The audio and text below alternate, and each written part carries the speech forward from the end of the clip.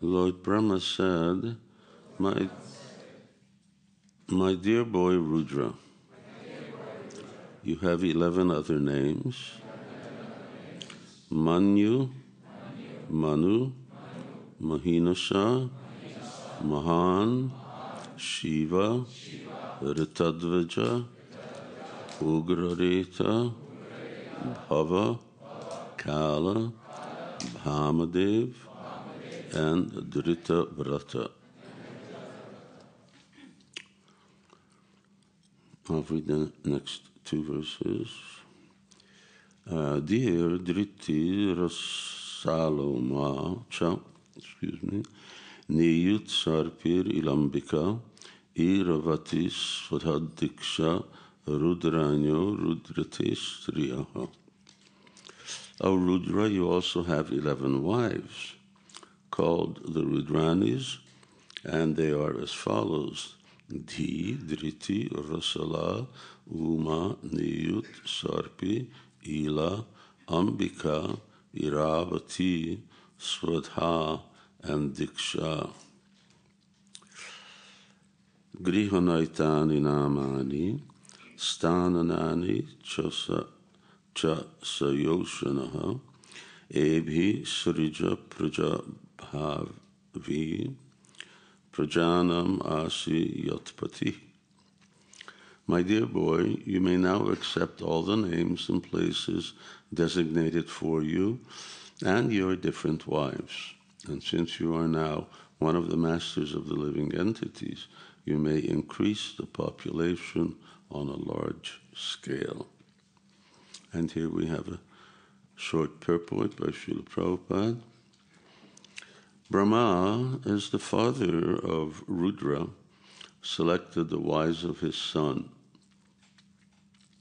his living places, and his names as well. It's natural that one should accept the wife selected by one's father, just as a son accepts the name given by the father, or as he accepts the property offered by the father. That is the general course in increasing the population of the world. On the other hand, the Kumaras did not accept the offering of their father because they were elevated far beyond the business of generating a great number of sons. As the son can refuse the order of the father for higher purposes, so the father can refuse to maintain his sons in increasing population because of higher purposes. That could have been edited a little more. Om Jnana Timirandasya Jnananjana Salakaya Chakshurun Militam Jena Tasmai Shri Guruve Namaha. Jai Shri Krishna Chaitanya Prabhu Nityananda Shri Advaita Gadadhara Shivasari Gaura Bhaktivedanta. Hare Krishna Krishna Krishna Hare Hare, Hare Rama Rama Rama Hare Hare. Earlier on, Srila Prabhupada had commented that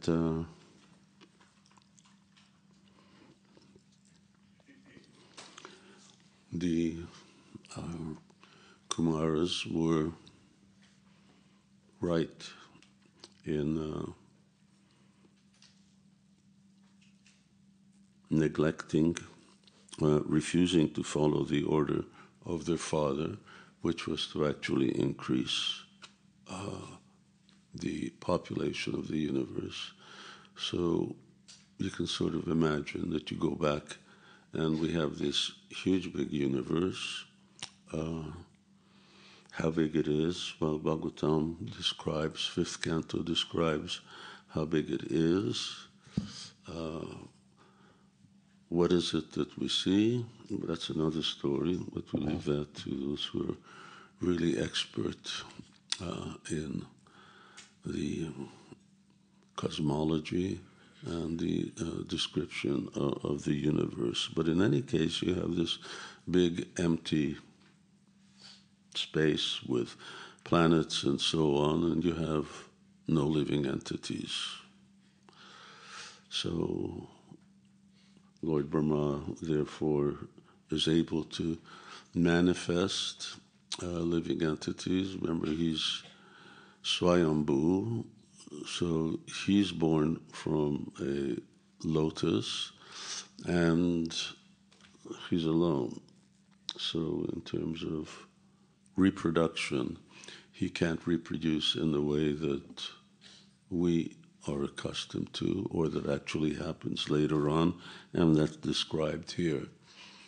So he has this extraordinary power or potency, and come Kumaras. Kumaras are the incarnation of transcendental knowledge, Gyan. And later on, they become further elevated with transcendental knowledge. But nonetheless, they are intelligent enough, and Srila Prabhupada comments. Let me read Prabhupada so I don't get blamed for this.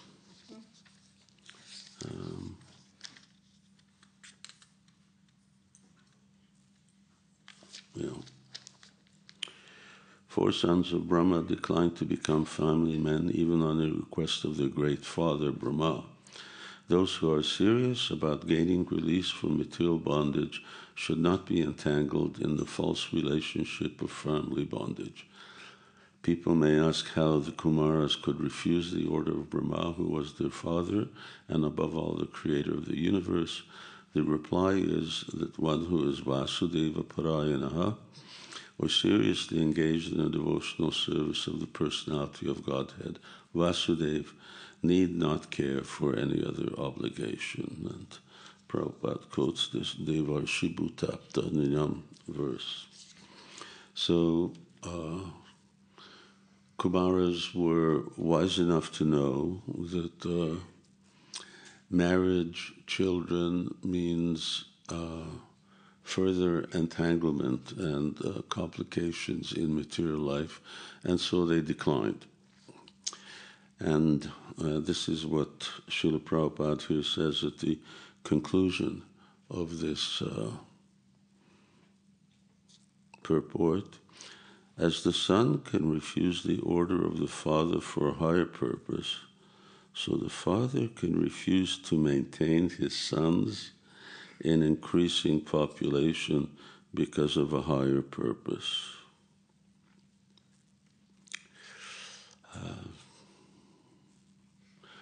So when I read this purport, this topic came up, which this morning I made a few notes, and of an interesting phenomenon or an interesting principle is refusing the order of a superior, which we have example even up to the level of refusing the order of one's guru.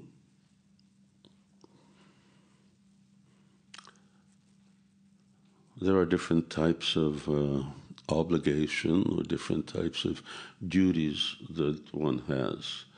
And generally these are, you could say, in two different categories. There's dharma, which are the specific rules laid out for the elevation of conditioned souls, and then there is parodharma. Parodharma, atoksaji ahoitaki ahaprititaha yenatma suprasidati. That was right. How does it start? Savai punksang parodharma. So there's paradharma, and paradharma means para means above, transcendental. So for transcendentalists, or you could even say aspiring transcendentalists, and paradharma always supersedes regular dharma. So the first example that I mentioned was refusing the order of the Guru. Now, devotees know that it is 8th canto is Vamandev. So, who's read the Bhagavatam here? Or who hasn't read the Bhagavatam? No, who's read the Bhagavatam? I'll get a more honest answer. Okay, that's good. Who studied the Bhagavatam? Yeah, really studied. This is Srila Prabhupada, 1977. He was speaking to some devotees and he said, just read Bhagavatam over and over and over again and you'll never have any problems. Or if you have problems, you'll be able to solve problems, you'll be able to overcome them. So we have the example of how Lord Vamandev, and interestingly here, that one of the names of Lord Shiva or Rudra is Vamandev. So Vamandev, who's the incarnation, dwarf incarnation of Lord Krishna. And it becomes clear later on in the pastime why he's a dwarf, because ultimately he's going to take these big steps. So generally dwarfs don't take big steps. And even when he was coming to Bali Maharaj as a Brahmin, little Brahmin boy, blonde. He's a blonde incarnation. There's a few who are. Hiranyaksha is also blonde. Kapila Deva is also blonde. So there are blondes, although they say blondes have more fun. But there's not many. So he's this little Brahmin boy, and of course he comes and he asks for 3 steps of land. So a dwarf's 3 steps are naturally much smaller than like Maharaj. He takes big steps. So he has small steps, and it's just to emphasize the point. And then, of course, he's going to take one step up, 1 step down. He's covered the whole universe. Now, where's the 3rd step? So he says, please put your lotus feet upon my head. But Sukracharya discerns that this is not just a ordinary Brahmana or even a dwarf. This is Lord Vishnu. So he's going to trick you, because that's what he always does. Demons had taken away Swarga from the demigods, so he's going to trick you. But Bali Maharaj now was bound. He said, I made a promise. I said I'd give him 3 steps of land, and here's my guru telling me that I shouldn't. So, very interesting. I mean, I wouldn't encourage everyone to start disobeying their guru, but here's a guru who's not really a transcendentalist, very, very powerful. He's able to empower the demons to overcome the demigods, but nonetheless, he's still very much materially motivated. He wants sense gratification. So he's not a pure Vaishnava or even a Vaishnava. But still, he's a spiritual master, and one's duty bound to follow the order of one's spiritual master. On the other hand, now he's confirmed, my guru has confirmed this is Vishnu. So how do I disobey, or how do I take back a vow? And then Sukracharya gives all kinds of, underhanded ways of, well, you didn't actually particularly say Swaha, Tatastu, and since you're promise was not completed, therefore you won't really be considered a cheat. But he thought, no, I have now a higher obligation. This obligation is higher than that obligation. Now remember, we are talking about Narada, Shambhu, Komara, Kapila, Manu, Bali, Bayasaki, Bayam. He is one of the 12 Mahajans. So how does one have the discrimination, or where do you get the authority to do this? And of course it wasn't painless, because although Bali Maharaj was completely right, but at the same time he was sort of cursed by his guru, and on top of that then Lord Vishnu made him go down to this Sutala Loka. But Vamandev there remains as his doorkeeper. Even now he's there as the personal doorkeeper of Bali Maharaj. And of course, it isn't that he just stands at the door, but they're able to exchange and discuss, and so many other pastimes are also involved in all of this.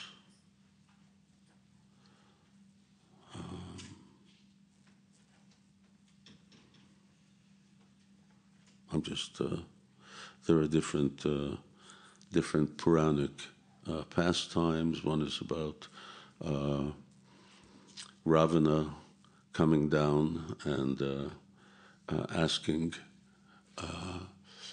for Bali Maharaj's help, fighting against Lord Ramachandra, and Bali Maharaj takes him to some place where there's this huge, big mountain-sized earring. And you see this earring? He said, yeah. He says, this belonged to one of your predecessors. This belonged to Hiranyaksha. And that same Vishnu, he just killed this Hiranyaksha just with a slap to the head. So it's futile asking me to help you. There's nothing that I can do. If Vishnu is your enemy, then you're as good as dead. So Ravana wasn't successful in getting any further support. In any case, Bali Maharaj has a certain discrimination, which and an authority, an empowerment, an adhikar that allows him to make this decision, and which is very important, and I'll try to come to that later. Of course, you know that there are many other examples, especially in Mahabharata. You see, for instance, during the war, Krishna tells Yudhishthira Maharaj, you have to tell Dronacharya that his son Ashwatthama is dead, because no one can defeat Dronacharya unless he puts his weapons down. Yudhishthira Maharaj is Dharma personified. So Dharma personified means that he says in a certain dialogue, he says, I have never committed, not only never committed, but I have never thought of a sinful activity in my life.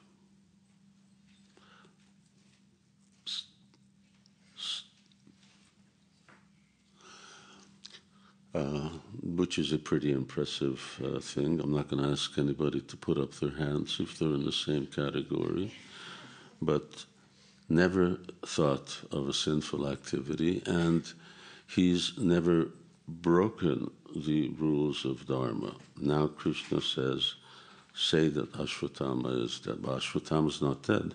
Ashwatthama is fighting somewhere else on the battlefield. Duryodhana Dronacharya can't see him, but Krishna says, you must, otherwise he's going to single-handedly kill the whole army. So Yudhishthira Maharaj, I can't do it. I've never lied. You're asking me to lie.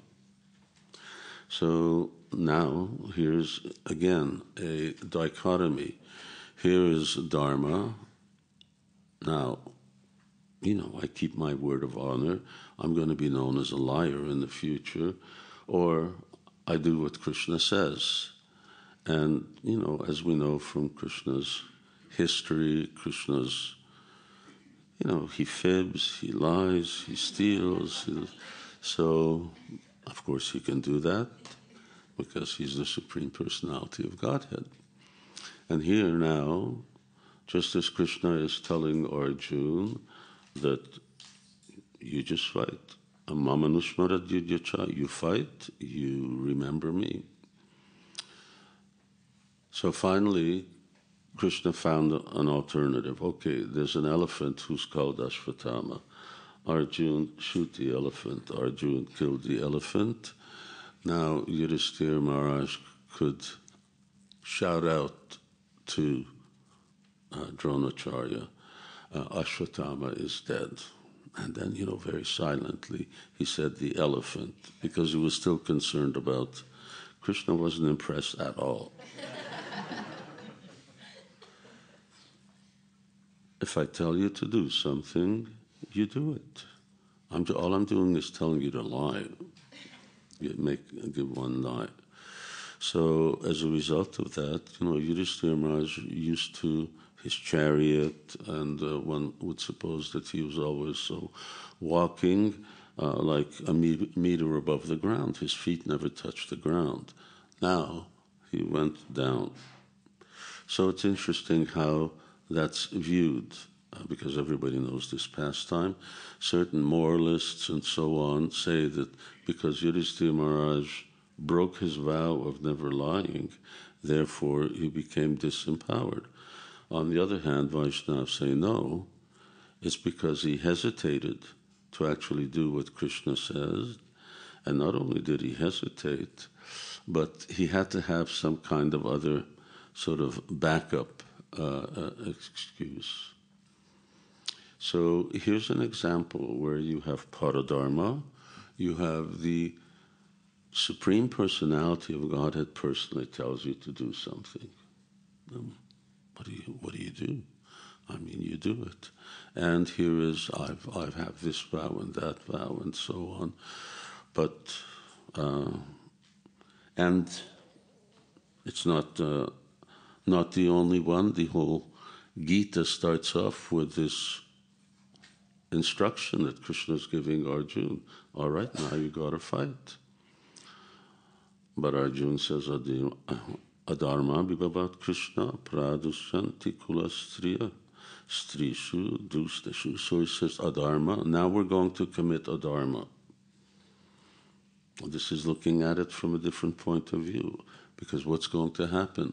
All of these soldiers are going to die, and who will protect their wives? Their wives will simply be taken advantage of by others. And which is a very good reasoning. It's the reasoning of Dharma. But on the other hand, here is Supreme Dharma personified, and he's saying, I don't care. Just do it. Just fight. So whatever the specific outcome by our limited calculation, but nonetheless, that Paradharma, that Supreme Dharma, governs over what we consider to be regular morality. And of course, this is a real issue that non-devotees, academics, and so on look at Krishna when he's doing the rasa dance. So he is dancing with gopis who are married, they may have children, they're left their husbands, they contravened all laws of Dharma, although not all of them. So, some of the gopis couldn't go out. Some of them wouldn't go out because they were thinking this is so, a woman there's a Vedic culture, in Vedic culture, if a woman stays out overnight, that's it, she's out of the house. Whether it's daughter or wife or anybody, there's only one thing you could be doing when you're staying out overnight, and that's engaging in illicit sex. So what to speak of that, but now against the instruction of their husbands and well-wishers, and even leaving their little babies, although it's arguable whether the gopis had babies, because generally Krishna would not consort with those who are impure. So very often it's said that the babies actually belong to someone else, but still they're taking care of them, and they just leave and they run off. They may not even be properly dressed, they're not properly ornamented, but they're still going, and they're willing to accept more or less the stamp of being a prostitute, because Krishna's calling, and Krishna transcends. Those who aren't so advanced and who still have attachment to Dharma, remember Krishna says, Sarva Dharma Parityaja, so give up all Dharma and just surrender to me. So surrendering to Krishna, surrendering to Krishna's instruction, be it Vamandev or Krishna himself, supersedes all other instructions. We have that example. I won't ask for hands, but we had our obligation to our parents, especially those from the Indian community, at least those who are sort of brahmacharis and doing full-time service. Part of your responsibility was to maintain your parents. And that's not so much the custom for Western boys and girls, but nonetheless, we abandoned responsibility to family. The whole idea that, I've gone through grade school and high school and possibly university, all in order to become successful and have a good degree, and now I'm just leaving that all behind in order to become a Hare Krishna. So, once again, Devarshi Bhutaptaninam Pitrinam. So, this verse points out that obligations to all others are immediately disposed of, mitigated by service to Krishna. So, was there any reaction to those devotees who became devotees or became full-time devotees or conducted themselves in a way that was unfavorable to their parents? No, not at all. In fact, they're considered to be very, very glorious because they're willing to accept that type of austerity. There's a very interesting example. Swarup Damodar Goswami, my godbrother, the Bhaktivedanta Institute head, Srila Prabhupada's the founder, but he was the head at that time, and since then he's passed away. In 1977, he was spending a lot of time with Srila Prabhupada. And actually in those last months from, say, time that Srila Prabhupada went to Mumbai, in about April all the way till October, November, middle of November, Srila Prabhupada really concentrated on two topics. One is BI, and the other one was Varnashram. This was like Srila Prabhupada's repeated discussion, and he put so much energy and time into Swarup Damodar Goswami. So at one point, Swarup Damodar Goswami comes to Srila Prabhupada and he says, Prabhupada, my grandfather passed away in Manipur, so they're having the ceremony. I'd just like to go for, whatever the funeral rites were, and then I'll be back in a few days. Prabhupada said, don't go. He says, it's more important you stay with me. So, a lot of you know the importance that, family, Indian families place, traditional families especially, this is going back almost 50 years, place on these type of attendance of these type of ceremonies. Srila Prabhupada certainly knew, but still Prabhupada said, no, this is more important. So yes, you have that duty to your family, but duty to your spiritual master. And it wasn't, Swarup Damodar Goswami wasn't one of the devotees who was like, Tamal Krishna Maharaj was Prabhupada's secretary. He was like the organizer behind everything that happened. And then Srila Prabhupada had his cooks, Srila Prabhupada had his servants, and so on. But Prabhupada, this was the person that Prabhupada was really focusing on and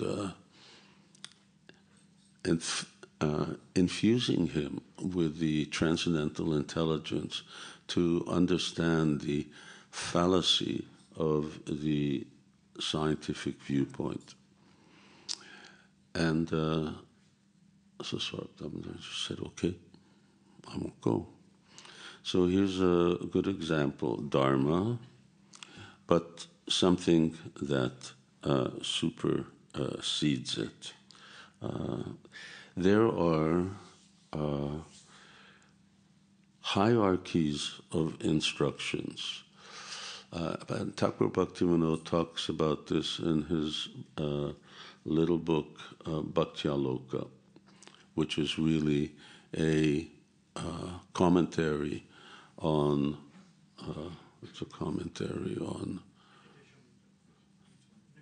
verses of Upadeshamrita, a few verses of Upadeshamrita. And he repeatedly quotes this verse.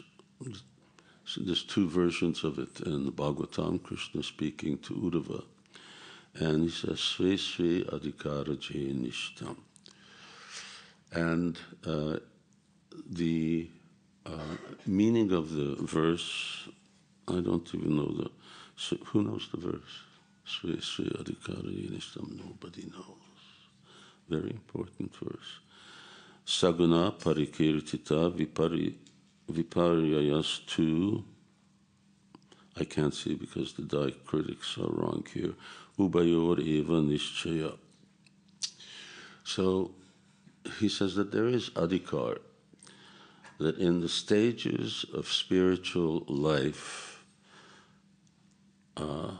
this is at Atyahara Priyachascha, when he's commenting on that verse. So Srila Prabhupada also says that there is Prajalpa Niyama Agraha, and Niyama Agraha. And one is that one is too attached to the rules, and one contravenes the rules and regulations of Scripture. So what does that mean? Srila Prabhupada doesn't elaborate, but Bhaktivinoda Thakur elaborates on this. He said at every stage of devotional service, Shraddha, Sadhu Sangha, Bhajana, Kriya, Narta, Nivriti, Nishta, Ruchi, and so on, one has certain obligations to fulfill, and one has the right to a certain type of activities. You have rights and obligations. When you go to a higher stage of devotional service, when you become more spiritually advanced, then it may be that what you were obliged to do at this stage, you are no longer obliged to do at this stage. In other words, you give up a lower obligation and you take up a higher obligation. And then you also have a different right. So this is adhikara. What is an example? And then he says that if devotees stay at a certain level when actually they have the qualification to go higher, that is a sinful activity. And very often, you hear devotees saying, "Oh, I'm not that advanced." So you better not be that advanced, because if you are advanced, or you should be more advanced, then yes, you need to move forward. Bhaktisiddhanta Saraswati Thakur didn't allow his disciples, for instance, to read the Madhya Lila chapter 8. This is Ramananda Samvad, discussion between Ramananda Roy and Chaitanya Mahaprabhu. That was a general instruction. The general instruction was meant to be superseded when the disciples were actually advanced enough to understand topics of Madhurya Ras. So when devotees are, Srila Prabhupada writes that if someone's mind is agitated by reading, for instance, when we have the 5 chapters from 29 to 33 of the 10th canto, all about the Rasa Lila, and you think that this is some kind of mundane interaction between some young boy and young girl, don't read it. So then the instruction is you don't read. But when one is invariably, by chanting Hare Krishna, one's heart should become purified, and ultimately one should be able to connect with the fact that, yes, well, Krishna does it. I had this very interesting experience. I'm just looking around. Okay, she's not here. I had an interesting experience with one devotee, disciple, practicing Krishna consciousness for 43 years.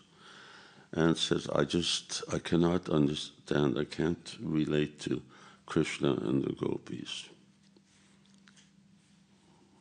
Now, if someone who practiced Krishna consciousness 3 years told me that, I'd say, okay, yeah, no problem. But 43 years? I said, there's something wrong with your job.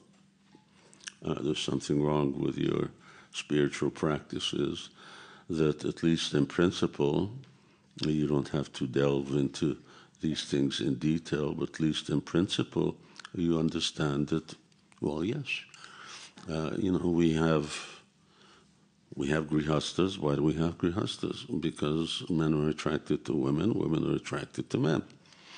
And that's natural. And where does that attraction come?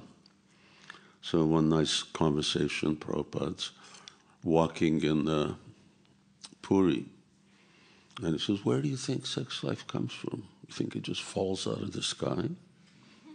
Everything comes, Janmadya Sujataha. Everything comes from Krishna.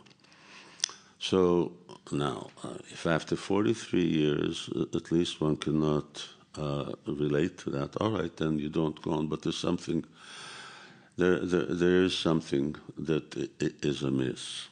So at a certain point, devotees should be able to appreciate, and at a certain point, if devotees are not, then they should not move forward. So something that you cannot do at a certain stage of devotional service, you must do at another stage of devotional service. And one should be very, very clear. So this whole Ramananda Samvad is really Chaitanya Mahaprabhu is asking. First of all, he discards all those things right up to Sarvadharman Parityaja.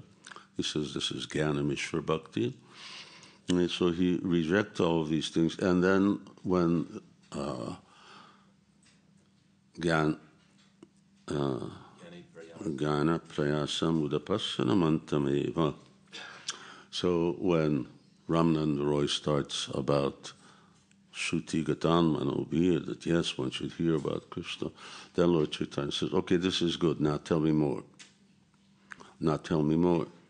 Now tell me more. And there's increasingly higher and higher understanding, and correspondingly, devotees may also be, it may be suitable for them to practice at this stage, and as they develop at this stage, and then Lord Chaitanya ultimately says, yes, now this is the ultimate goal of life. Now tell me how to achieve it. So this adhikar, but you have to have the qualification. So back to Bali Maharaj. Yes, Bali Maharaj was already a great personality, a great devotee. And so when this came to him, that my guru's telling me this, he had the qualification, the discrimination to make that step. Had he not, he would have been actually engaged in sinful activity. So it's it's a matter of real spiritual intelligence, of course, spiritual advancement, and this sort of popular thing of knowing where I'm at in Krishna consciousness. Aren't I supposed to always be very meek and humble and think that, I'm the lowest thing, Trinadapi Sunichina? That's okay, but simultaneously you're also meant to, with the knowledge that we receive from Srila Prabhupada, be able to analyze where am I in Krishna consciousness. And of course, the help of Vaishnavas, devotees who know us well, is quite important. So what is my duty? Am I doing my duty according to where I am? And what is the duty there, and what is the duty in the successive stages? If someone has nishtha, if someone is really fixed, and that means he's really stepped into the mode of goodness and ruchi, how is it that one is meant to give up the lower duties and then accept the higher duties? It's a very interesting topic. Our time's up, so we'll just leave it at that. But a good subject to study. And of course, Srila Prabhupada here explains that in relationship to how the Kumaras rejected the instruction. He's not just the father, he's their guru. Still, he had the wherewithal and the spiritual insight to say, no, this is not right. Or it may be right for somebody, but it's not right for us. Hare Krishna. Jai Srila Prabhupada ki jai. Śrīmad Bhāgavatam ki jai. Jai Nitai Gaura Premanandi Hari Hari Bo. Thank you very much, everybody.